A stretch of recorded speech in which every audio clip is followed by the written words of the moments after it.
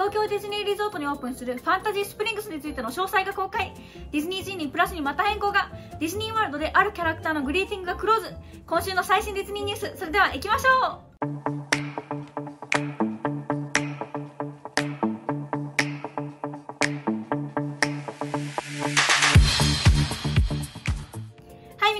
さやかです。それでは早速今週のウィークリーニュースに入っていきたいと思います。それではまずは東京ディズニーリゾートのニュースから始めていきたいと思います。ファンタジースプリングスにやってくるアナと雪の女王、ラプンツェル、そしてピーターパンのアトラクションの名前と詳細が公開されました。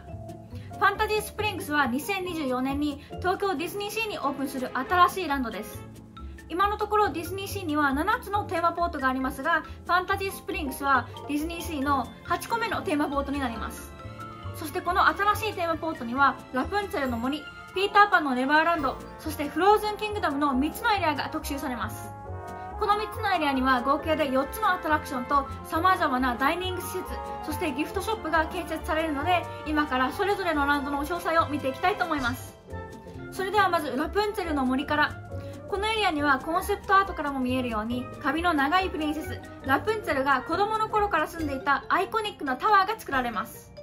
そしてここでは皆さんもラプンツェルのランタンフェスティバルというアトラクションでラプンツェルのベストデイエバーを体験することができます。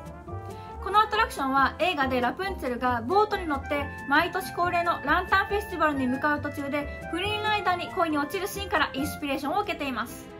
そしてこのロマンチックな冒険の後、お腹が空いてきたらスナグリーダックリングというカウンターサービスのレストランで食事を楽しむことができます。スナグリーダックリングは実際に映画に出てきたので、名前が映画からそのまま使われています。これはかなりクールなイースターエッグですね。それでは次にピーターパンのネバーランドに移ります。ここでは海賊船を探検したり、秘密の隠れ家で食事をしたり、海賊に遭遇したりすることができます。さらにこのランドには2つのアトラクションが建設されます。まず1つ目がピーターパンズネバーランドアドベンチャーで、このアトラクションではピーターパンとティンカーベルと一緒にネバーランドを探検し、キャプテンフックからジョンをレスキューする手助けをします。このアトラクションは 3D のボートライドになり、身長102センチ以上の方が体験することができます。そして2つ目のアトラクションはフェアリー・ティンカーベルズ・ビジー・バギーズです。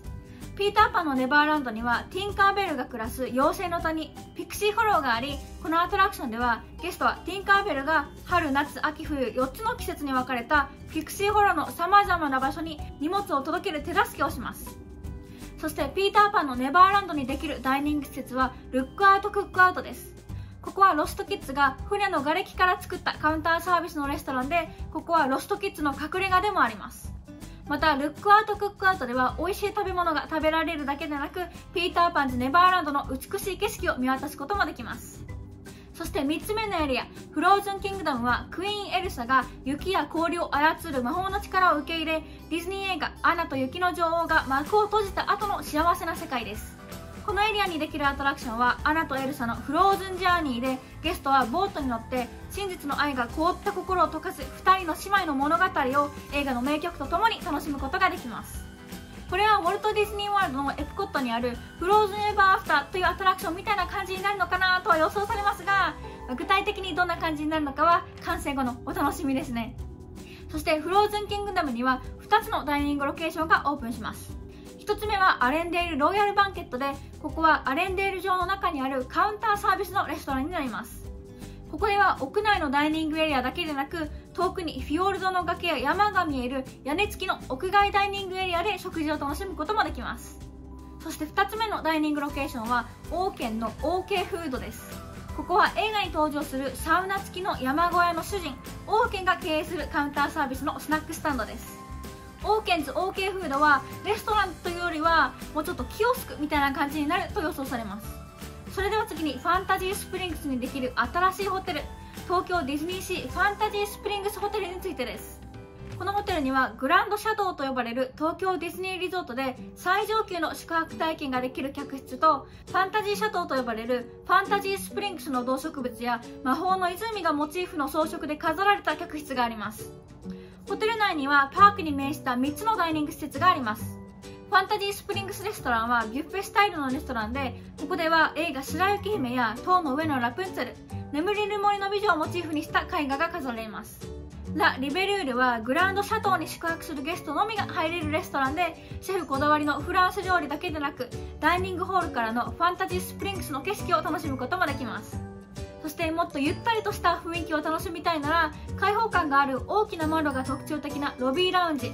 グランパラディラウンジへ向かうことができます。またファンタジースプリングスギフトと呼ばれるギフトショップもでき、ここではいろいろなお土産を購入することができます。それでは以上が最近公開されたファンタジースプリングスに関する詳細になります。それでは次にウォルト・ディズニー・ワールドのニュースに移っていきたいと思います。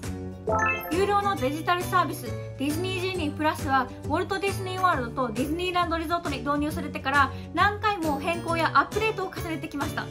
そして最近またディズニージーニープラスに変更がありました。しかし先に言っておきますが、今回のはいい変更でディズニージーニープラスを使うのがより便利になります。もしディズニージーニープラスについてあまり馴染みがない方は、私たちがこのチャンネルに載せてあるディズニージーニーのガイドや攻略方法のビデオをぜひチェックしてみてください。それでは早速変更についてですが、ディズニージーニープラスを購入するとパークにある全てのアトラクションの列をスキップできるわけではなく、ディズニージーニープラスに含まれていないアトラクションもあります。予約したいライトニングレーンはティップボードで見つけることができますが、以前はディズニージーニープラスの対象のアトラクションのみを見るということができませんでした。しかし今回の変更でこのディズニージーニープラスに含まれているアトラクションのみを見るということができるようになりました。この機能をオンにするにはティップボードへ行き、上にあるディズニージーニープラスライトニングレーンと書かれたボタンをオンにするだけです。そして全部のアトラクションを見るにはまたここのボタンをオフにするだけです。小さな変更ですが、ライトニングレーンを見つけるのがより簡単になるので、これはとてもポジティブな変更だと思います。そして次に悲しいニュースですが、エプコットで会うことができていたバネロペのグリーティングがクローズしてしまいました。バネロペは以前エプコットのイマジネーションパビリオンにあるイメージワークスという場所でグリーティングをしていましたが、今はもうバネロペに会うことはできません。インターネットの世界に戻っていってしまったみたいです。そして残念ながら今のところバネロペのグリーティングが戻ってくる見込みはないとのことです。ここでバネロペのグリーティングロケーションだった場所には誰がやってくるのかについてですが、去年の D23 でエプコットにフィグメントのグリーティングがやってくることが発表されたので、ここはフィグメントのグリーティングロケーションになるんじゃないかなと思います。ですが公式にはまだ発表されていないので、ディズニーから何かアナウンスメントがあれば皆さんにまたシェアしたいと思います。それではグリーティングの悲しいニュースがありましたが、次にいいニュースです。ハリウッドスタジオで大人気のキャラクターを見つけるのがより簡単になりました。ハリウッドスタジオのギャラクシーズエッジではマンダロリアンとグローグに会うことができますが、以前は2人が出てくる時間がどこにも載っていなかったので、彼らを見つけるのはすごい難しいことでした。しかし最近マイディズニーエクスペリエンスアプリにマンダロリアンが出てくる時間が追加されたので、2人を見つけるのがより簡単になりました。ハリウッドスタジオでマンダロリアンとグローグに会いたいなら、2人が出てくる時間をマイディズニーエクスペリエンスアプリでチェックするようにしてください。それでは次にディズニーランドリゾートのニュースに入っていきたいと思います。2024年の1月20日からディズニーランドのアーリーテーマパークエントリーに変更が加わります。今のところアーリーエントリーはディズニーランドパークとディズニーカリフォルニアアドベンチャーパークの両方のパークで行われているので、ディズニーホテルのゲストは毎日どちらのパークにも30分早く入ることができます。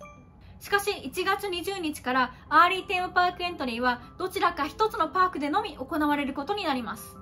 なので1月20日以降にディズニーランドに旅行に行くなら、その日にどちらのパークでアーリーエントリーが行われるのか事前に確認するようにしてください。次にディズニーランドにもうすぐオープンする最新レストランティアーナズパラスのレストラン内の様子といくつかのメニューアイテムが公開されました。ティアーナズパラスはディズニー映画プリンセスと魔法のキスをモチーフにしたクイックサービスのレストランで、ニューオーリンズの料理からインスピレーションを受けたフードアイテムを注文することができます。そして最近公開されたメニューには複数の種類のガンボやバニエなどニューオーリンズを代表する料理も含まれています。公開された全部のメニューアイテムを見るにはディズニーパークスブログをチェックしてください。そしてディズニーカリフォルニアアドベンチャーにはベイマックスパンが登場します。ベイマックスパンはサンクラン東京スクエアのボーディングブレッドカードで8月31日から販売されます。ベイマックスの形をしたこの可愛らしいパンは一度の購入につき1人2つまで購入することができます。それでは今日のビデオはこれで以上になります。もしこのビデオを楽しんだらビデオにいいねをよろしくお願いします。そして先週はウォルト・ディズニー・ワールドのオールスター・ミュージック・リゾートのビデオをアップしました。このビデオではオールスターミュージックリゾートのお部屋のツアーをしたり、ここのフードコートで購入できる食べ物のフードレビューをしたりしているので、まだチェックしてない方はぜひチェックしてみてください。そしてまだマークサイロストインワールドにチャンネル登録をしてない方は、今後のディズニーやユニバーサルのコンテンツを見逃さないようにチャンネル登録とこのチャンネルの通知をオンにすることも忘れないようによろしくお願いします。それではまた次回のビデオでお会いしましょう。Make today magical! Bye!